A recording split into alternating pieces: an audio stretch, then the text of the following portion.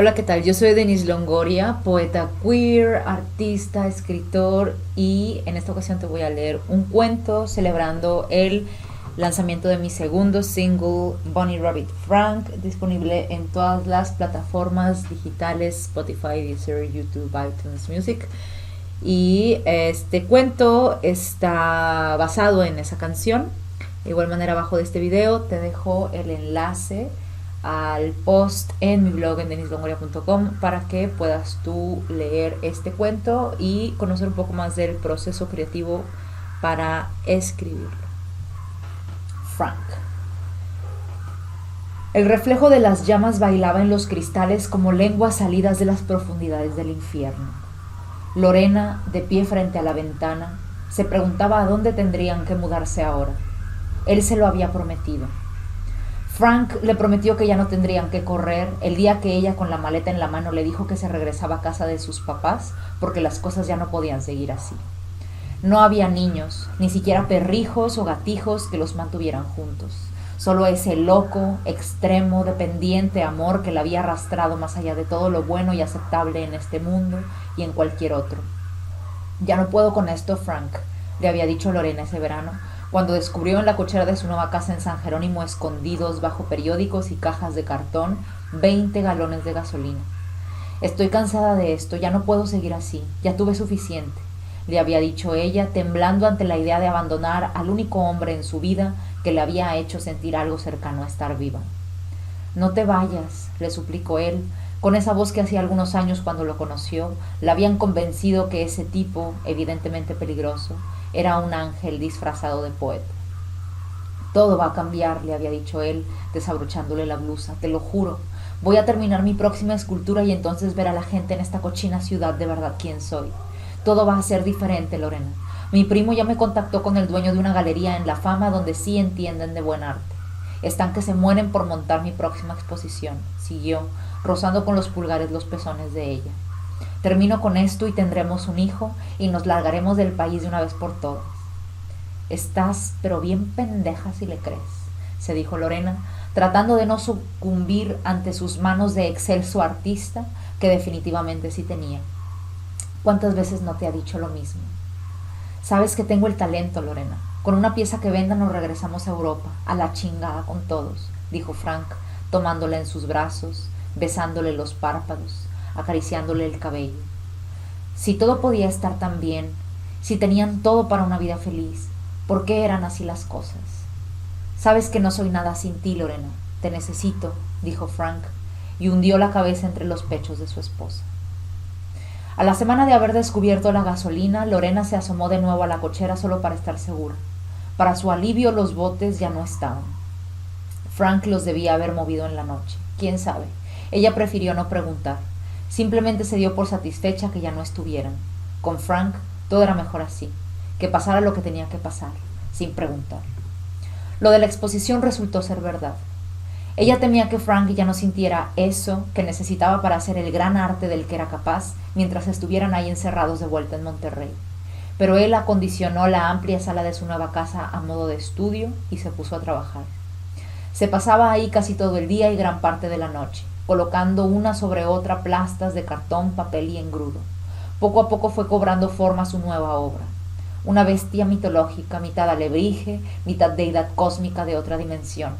Engendro de esa fantasmagórica y aterradora imaginación que lo perseguía en la vigilia y en cada segundo de sueño, convirtiendo el simple acto de dormir en una actividad aterradora, casi insoportable. Lorena sabía lo de las drogas. Frank nunca dejaba rastros por ningún lado.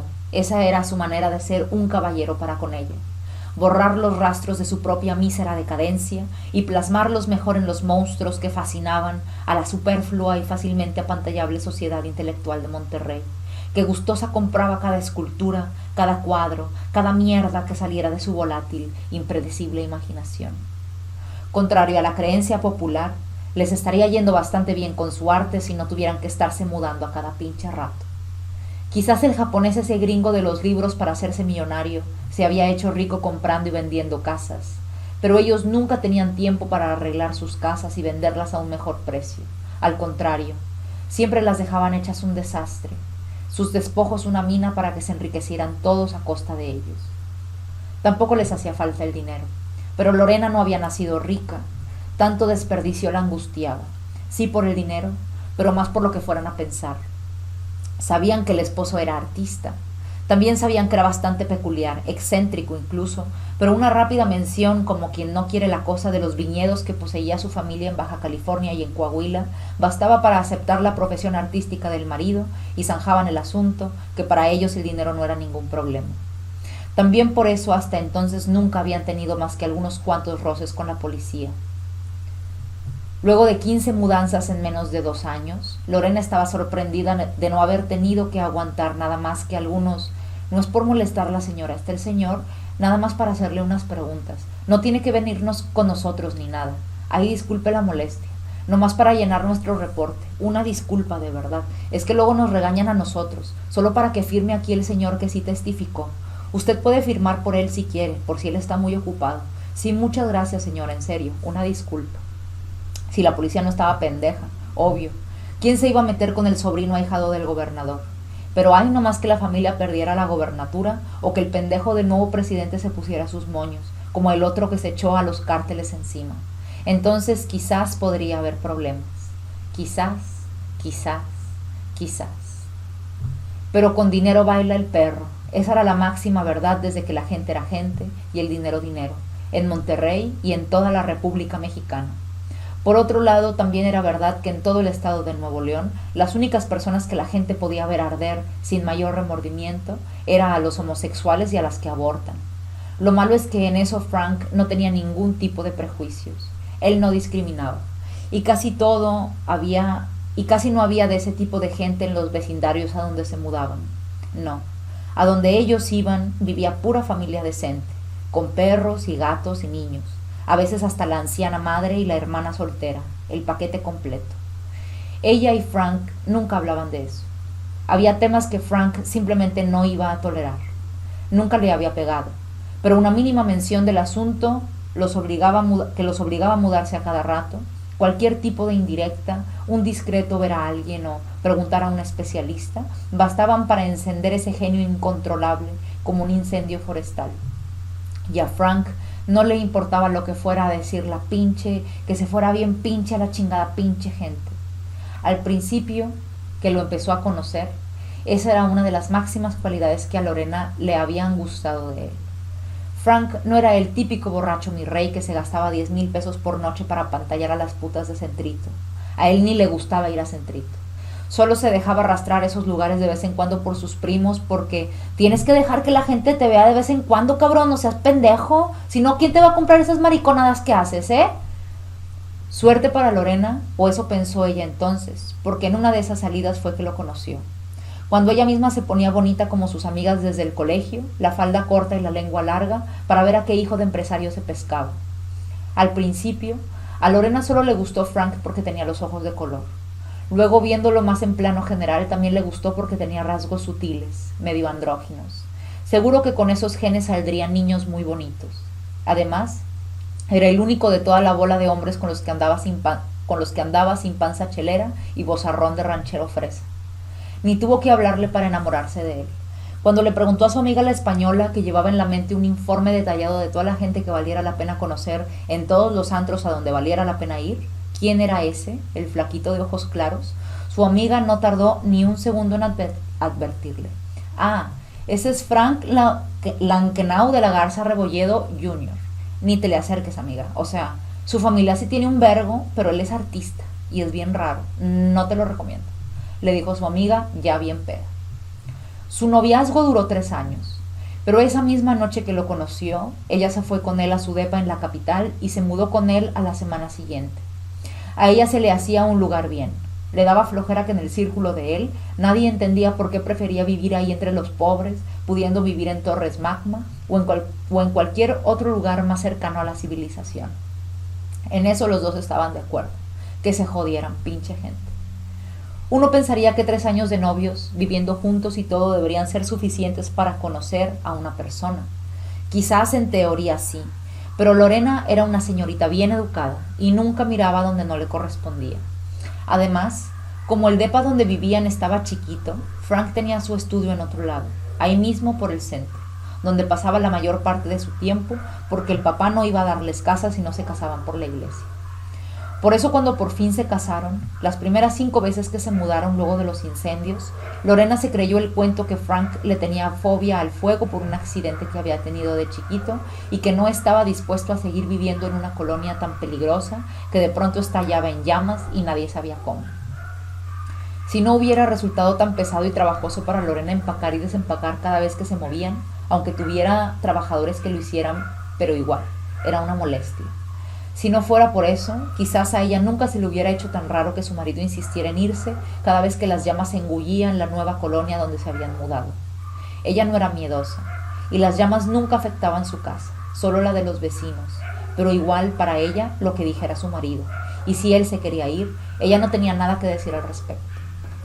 Por fin, en 2008, cuando la guerra contra el narcotráfico trajo consigo una ola imparable de secuestros y balaceras a pleno mediodía, el señor de la Garza, gran empresario y administrador en asuntos de gobierno, aunque nunca él mismo gobernador, decidió que el país no era lugar seguro para sus hijos y sus familias, y los mandó a todos al extranjero.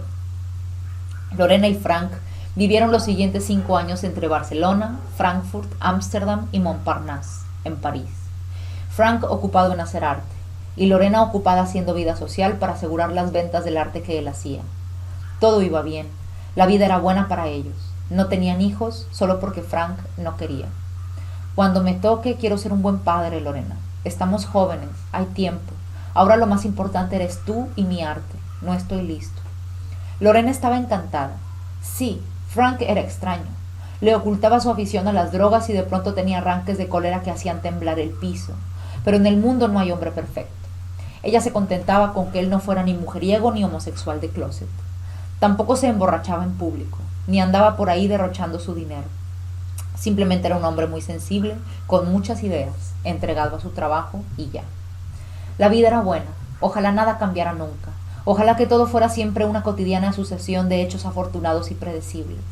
Lorena hubiera podido vivir y morirse así, feliz. No le gustó para nada cuando Frank le anunció que se volvían para Monterrey. ¿A qué? A nada. Pero el padre de Frank había mandado llamar a todos sus hijos, y en la vida hay que hacer lo que el jefe diga. Frank obedecía a su padre y Lorena a su marido. Cuando volvieron, haz de cuenta que estaba todo muy normal, como si la vida nocturna en Barrio Antiguo de miércoles a domingo jamás hubiera existido, como si nunca hubieran llegado hombres como sombras en la noche a arrancar de sus casas a punta de pistola a jóvenes que sus madres pasarían el resto de sus vidas buscando. Aquí y allá quedaron huellas de la violencia que barrió con su mano cruel la esperanza y la alegría de tantos corazones regiomontanos. Nada que a Lorena le incumbiera, más que para llenar el tiempo que se extendía interminable con la plática de sus tías y su madre cuando iba a visitarlas. A ella sí les alegraba que Lorena hubiera vuelto, como quizás alegraba a los cangrejos a punto de ser guisados que ninguno de los otros se saliera de la olla, si es que los cangrejos eran capaces de sentir emociones como la envidia, o la alegría, o el miedo. En todo caso, Lorena pensó que estar de vuelta en esa fea, tensa y difícil ciudad era una señal del cielo para ya por fin tener un hijo. Al menos eso la mantendría ocupada lo suficiente para no tener que ver a sus antiguas amistades más que muy de vez en cuando, todo con tal de asegurar el éxito profesional de su marido. Ocupar la mente con todos estos planes e ideas, más la vida a gusto que había llevado los últimos años en el extranjero, la habían hecho olvidar casi por completo los extraños accidentes que habían ocurrido a su alrededor antes de irse de Monterrey. Nunca pasó nada como aquello el tiempo que vivieron fuera, pero a los 7 meses de haberse instalado en una casita mediana muy bien distribuida cerca de Plaza Cumbres, Lorena despertó de pronto una noche, sofocada por algo que al principio creyó que era un sueño, hasta que notó la luz anaranjada que se colaba extraña por la ventana de su alcoba. Frank, como de costumbre, no estaba a su lado, y Lorena se encaramó hacia la ventana cuando escuchó los gritos. Minutos después, el aullido extraño de las sirenas de policía cortó el silencio, y Lorena se abalanzó sobre la ropa de día que había dejado como siempre dispuesta en una silla junto al closet. El vecindario estaba en llamas. 5 casas más allá de la suya, el fuego devoraba sin piedad todo a su paso. Derretía el plástico, hacía estallar ventanas, consumía por igual plantas y animales. Murieron 3 niños. Lorena no era exactamente creyente, pero cargaba a todos lados con una cruz de madera fina que le había regalado su mamá cuando se casó con Frank, más por accesorio decorativo y presión social que por asuntos de fe. Aún así, cuando Frank apareció muy tranquilo, casi alegre, ya que las ambulancias se hubieran llevado a los heridos y el cuerpo de los niños, un escalofrío le recorrió el espinazo cuando cruzó miradas con los bonitos ojos claros de su esposo, que ni siquiera se molestó en preguntar qué estaba pasando. Hubo un incendio horrible, dijo Lorena, aún así, apretando sin darse cuenta la cruz de madera con las manos, tan fuerte que le dolía. Lorena no era creyente como su madre, pero tenía cierto respeto por lo desconocido. Mientras dejaba que Frank la abrazara como para tranquilizarla, Lorena terminó de ampollarse la palma de las manos con la cruz, insegura, pensando que si en verdad existía el karma o la justicia superior, ese pedazo de madera fuera a salvarla de un castigo divino. 2 meses después se mudaron a un sector residencial por Las Puentes, en San Nicolás. Aunque la familia de Frank hubiera preferido tenerlo sano y salvo en San Pedro, él argumentaba que suficiente tenía con tener que estar en esa asfixiante ciudad como para que además lo tuvieran encadenado a la vista de todos como un animal de circo. 7 meses después, se mudaron a una casa por el obispado, en Monterrey. 5 meses después, a Santa Rosa, en Apodaca. Luego a Las Torres, a Cortijo, a Guadalupe, a Escobedo. Así, cada vez duraban menos en un sitio. A donde fueran los seguía el fuego como un perro faldero, hasta que llegaron a su nueva y amplia casa en San Jerónimo. Antes de abandonar la carrera de letras para casarse con Frank, Lorena había leído en un libro para su clase de literatura contemporánea que el infierno no existe como tal, que el infierno está adentro, habitando en cada uno de nosotros, cada vez que se mudaban, sin prisa, sin escándalo, a plena luz del día como si fueran gente normal. Lorena se acordaba de ese libro y lamentaba no ser una persona un poco más curiosa como para investigar cómo se llamaba el autor o qué libro era, a ver si terminaba de leerlo. Cuando llevó la clase en la universidad, no recordaba haberlo terminado nunca. Simplemente investigó en internet, hizo su ensayo, lo entregó a tiempo y sacó 100, como en todas sus materias. Pero la vida no es tan fácil como abrir y cerrar un libro. A veces la gente lo olvida.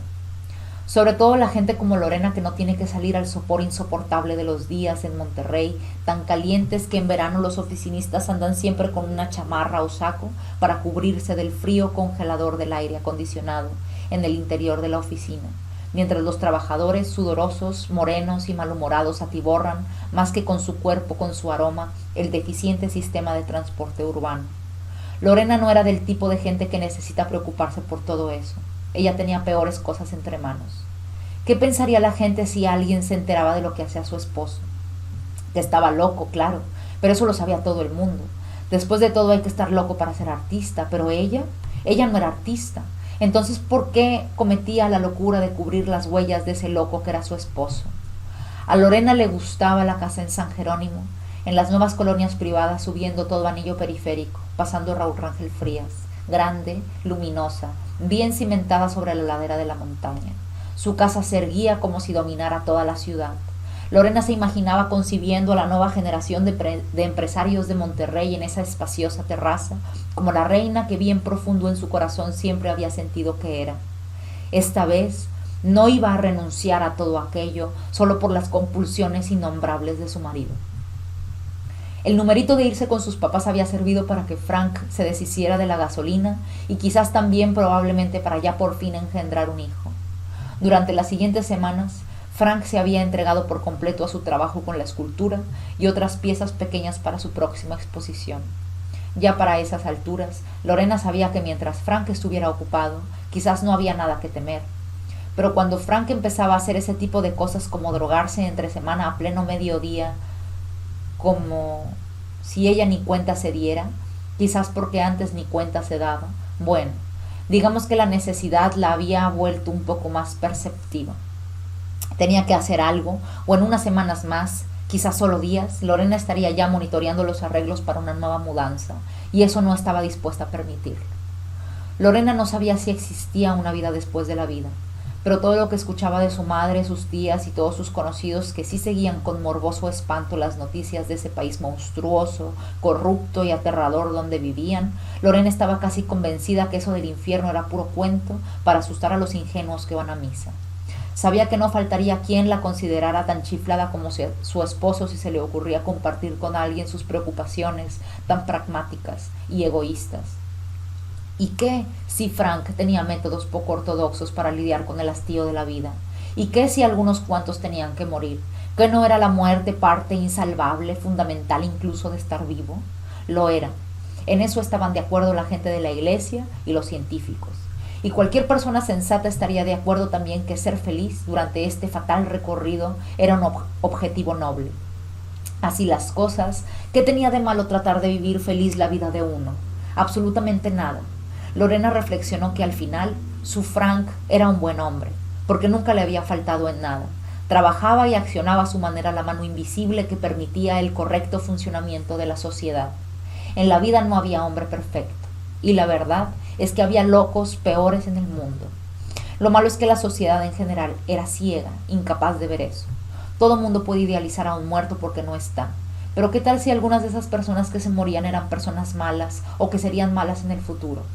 Viéndolo así, Frank en realidad estaba prestando un servicio a la sociedad, como un guardabosques que debe prender en llamas una parte del campo para asegurar que sigan creciendo los pinos. Todo eso estaba muy bien. Gracias a su capacidad de raciocinio, Lorena se daba cuenta que en realidad no tenía nada de malo lo que hacía Frank, excepto porque ahora sus necesidades contrastaban con las suyas y Lorena ya se había mudado demasiadas veces. Ya no más. Frank se lo había prometido, pero con eso no era suficiente. Todo el mundo sabe que la promesa que un hombre le hace a una mujer momentos antes de unirse a ella es una promesa que nunca se va a cumplir. Y por primera vez en su vida Lorena decidió actuar por sí misma. Por eso se armó de valor una tarde, aprovechando que Frank miraba el partido en su gran plasma, el único pasatiempo seminormal que tenía. Lorena sabía que en realidad no estaba mirando el partido, sino los colores y los píxeles que danzaban en la pantalla, fenomenales gracias a las gotitas que Frank a veces se ponía debajo de la lengua o hasta en los ojos. Pero justo por eso le parecía una buena oportunidad. Frank nunca se ponía violento cuando se divertía. Frank, empezó Lorena, tratando de sonar firme, aunque por dentro estaba cagada de miedo. Frank, ¿podrías? Continuó, sin saber muy bien cómo decirlo.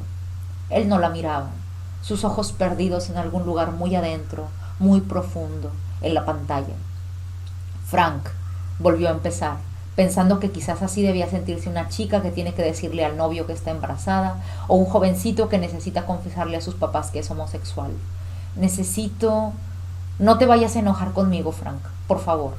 Pero esta vez en serio me gusta aquí, en serio. Es un hermoso lugar, podríamos tener a nuestros hijos aquí. Ya sé que no te gusta esta ciudad, pero si no podemos irnos por tu familia o lo que sea, de todos los lugares donde hemos estado, aquí me gusta, Frank. Aquí me quiero quedar, ¿sí? Sin girar el cuerpo o la cabeza, Frank dirigió sus ojos claros hacia ella. Esta vez en serio, Frank, siguió ella, ahora sí. Este era el momento, tenía que decirlo. Necesito que dejes de matar a los vecinos. Frank parpadeó, como tratando de comprender el significado de aquello que Lorena acababa de pronunciar. Lorena casi podía ver los sonidos del lenguaje activando como un engrane el significado de esos ruidos en la mente de Frank, hasta que ese ruido hizo sentido. Entonces Frank sonrió, y Lorena sintió que su esposo la amaba y la comprendía, que eran una de esas parejas modernas que pueden decirse todo sin tabús, y se sintió profundamente agradecida de estar con ese hombre que era su marido. Se besaron e hicieron el amor. Frank fue más dulce que de costumbre y más apasionado. Lorena estaba segura que si no habían hecho un hijo ya la vez anterior, esta vez vaya que sí, segurísimo que sí. Por eso tardó un rato en creer que no era un sueño, cuando esa misma noche que se había atrevido a hablarle de frente a su marido y éste, sin palabras, parecía haberla comprendido, Lorena despertó sola en la habitación, su rostro iluminado por las llamas más furiosas que jamás hubiera visto. Se acercó atónita a las puertas de cristal, preguntándose a dónde tendrían que mudarse ahora, preguntándose si quedaría algún lugar a donde mudarse ahora. Lorena recordó la cruz de madera que le había regalado su madre cuando se casó, cuando allá, a sus pies, vio como todo el valle de Monterrey ardía, y Lorena, casi excitada, seducida por la extraña sensación de que algo muy adentro, parecido a la cordura, se rompía, se imaginó arrojándose a ese valle junto con la cruz, para así ella también, de algún modo, hacerse partícipe del fuego. Fin. Y esta es la historia de Frank, basada en mi segundo single de música indie folk, Bunny Rabbit Frank, que me va a dar mucho gusto que escuches. Espero que te guste. Si te gustó este cuento, dale like al video, suscríbete a mi canal y revisa abajo de este video el enlace al post en mi blog en denislongoria.com por si quieres leer este cuento. Y también pues para que revises esta canción ahora que esté listo el lanzamiento en todas las plataformas digitales. Y también si tú también eres creative y te sientes insatisfecho con el orden establecido y tienes ganas de aprender a expresar mejor tus ideas y tus sentimientos por medio de la literatura, sobre todo si tienes ganas de escribir tu propio libro pronto, revisa en mi página web en denislongoria.com todos los recursos que tengo justo para poder ayudarte a que sea más fácil ese viaje, ese tránsito hacia tu próximo primer libro. Que estés muy bien, yo soy Denise Longoria y te mando un abrazo y un beso, hasta luego.